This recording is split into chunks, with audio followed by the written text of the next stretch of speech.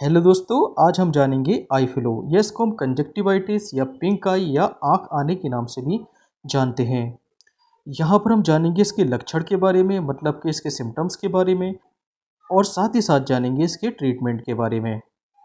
चलिए दोस्तों शुरू करते हैं। तो यहाँ पर लिखा है कंजक्टिवाइटिस। तो कंजक्टिवाइटिस में दो टर्म है। पहला है कंजक्टिव प्लस आइटिस।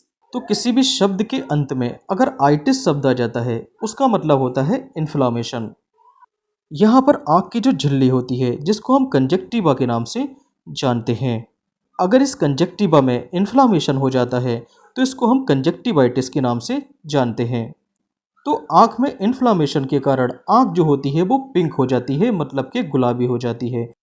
तो इसी के कारण इसको बोल देते हैं पिंक आई, या जनरल भाषा में इसको बोल देते हैं आँख आना।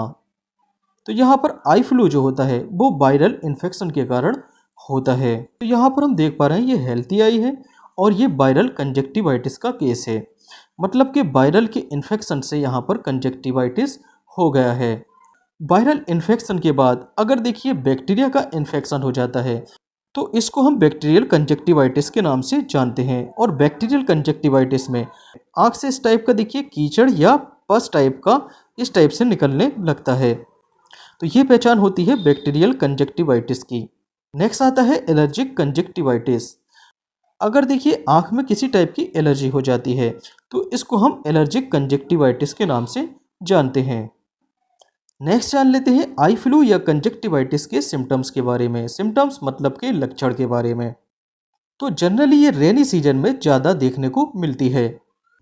आई फ्लू के केस में आँख देखिए इस टाइप से लाल पड़ जाती है, आँख से आंसू निकलना शुरू हो जाते हैं, आँख में खुजली देखने को मिलती है और नाक से पानी बहना शुरू हो जाता है और आँख लाइट से सेंसिटिव होने लगती है और आँख से इस टाइप का देखिए पस या कीचड़ निकलने लगते हैं और आँख में इस टाइप की सूजन देखने को मिलती है। नेक्स्ट बात कर लेते हैं इसके ट्रीटमेंट के बारे में। तो यहाँ पर एक बात ध्यान देने वाली होती है, आई फ्लू या कंजक्टिवाइटिस के केस में ज़्यादा स्ट्रॉन्ग स्टेरॉइड मेडिसिन का यूज़ नहीं करना होता है। यहाँ पर इन्फेक्शन अगर देखिए कंजक्टिवा में है तब तो कोई दिक्कत वाली बात नहीं होती है।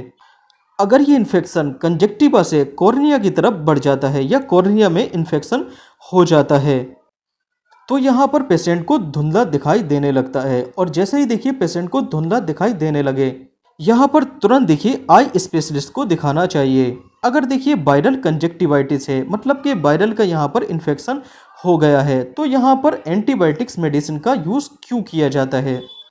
क्योंकि वायरल इन्फेक्शन के कारण आँख की जो इम्यूनिटी होती है वो कम हो जाती है। जैसे ही आँख की इम्यूनिटी कम हो जाती है जिसके कारण बैक्टीरिया जो है आसानी से आँख में इन्फेक्शन कर सकता है। तो बैक्टीरिया के इन्फेक्शन को रोकने के लिए एंटीबायोटिक्स मेडिसिन का यहाँ पर यूज़ किया जाता है। अब यहाँ पर बात कर लेते हैं क्लोरामफेनिकोल के बारे में। ये एक एंटीबायोटिक मेडिसिन होती है, या कॉमन भाषा में हम इसको नीम के ट्यूब के नाम से भी जानते हैं, क्योंकि इसका जो शेप होता है वो नीम के फल के आकार का होता है। इस ट्यूब के अंदर क्लोरामफेनिकोल एंटीबायोटिक्स मेडिसिन भरी होती है जो कि ऑइंटमेंट के फॉर्म में होती है। ये आँख में बैक्टीरिया की ग्रोथ को रोक देता है। तो बात कर लेते हैं इसके यूज़ के बारे में। तो रात को सोते टाइम आँख को अच्छी तरीके से धो लेना चाहिए। आँख को अच्छी तरीके से धो लेने के बाद इसको दोनों आँखों में या तो आधा आधा या एक आँख में इसको पूरा यूज़ कर सकते हैं।